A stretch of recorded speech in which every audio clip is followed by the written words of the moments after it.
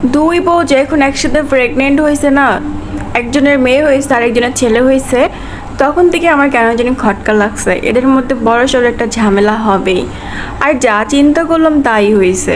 আবারও প্রমাণ পাইছেন যে বাঙালি মেয়েরা সব সহ্য করতে পারলেও স্বামীর পাশে অন্য কাউকে সহ্য করতে পারে না।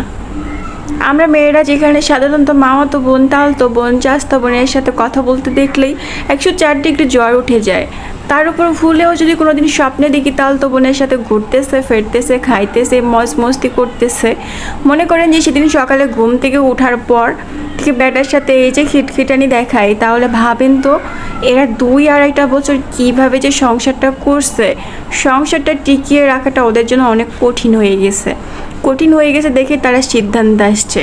সবাই সবার থেকে আলাদা হয়ে গেছে। আসলে বাঙালি মেয়েদের শাড়ি, গহনা সব কিছু শেয়ার করতে পারলেও স্বামী শেয়ার করতে পারে না। ভাই, আমার তো মনে হচ্ছে এই 2টা বছর ওরা সংসারটা করছে কতই না কষ্টে। ওরা সংসার করছে শুধুমাত্র ভিউ কামানোর ধান্দায়, আর সংসারটা আগায় নিয়ে যাওয়ার চেষ্টা করছে শুধুমাত্র ভিউ কামানোর চেষ্টায়। কিন্তু শেষমেশ কী হলো, শেষ পর্যন্ত তারা চেষ্টায় ব্যর্থ হলো। যে যাই বলেন না কেন, এখানে সবচেয়ে দোষ বেশি হচ্ছে ওই তিশা মেয়েটার। তিশার কারণেই কিন্তু এতগুলো জীবন বরবাদ হয়ে গেছে।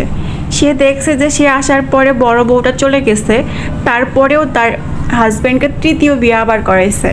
তার কোনোভাবেই উচিত হয় না স্বামীকে আবার তৃতীয় বিয়ে করানো। তৃতীয় বিয়ে করানোর পরে সে সোশ্যাল মিডিয়াতে বোঝাতে চাইছে যে সতীর নিয়েও সংসার করা যায়, সে সতীর নিয়ে সংসার করতে পারে।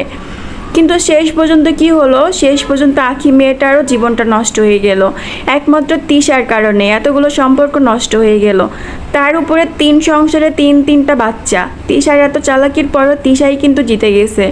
তিশার বাচ্চা কিন্তু বাবা মা দুজনেরও আদর পাবে, কিন্তু আর 2টা বাচ্চা না বাবার আদর ঠিকমতো পাবে, না মায়ের আদর ঠিকমতো পাবে।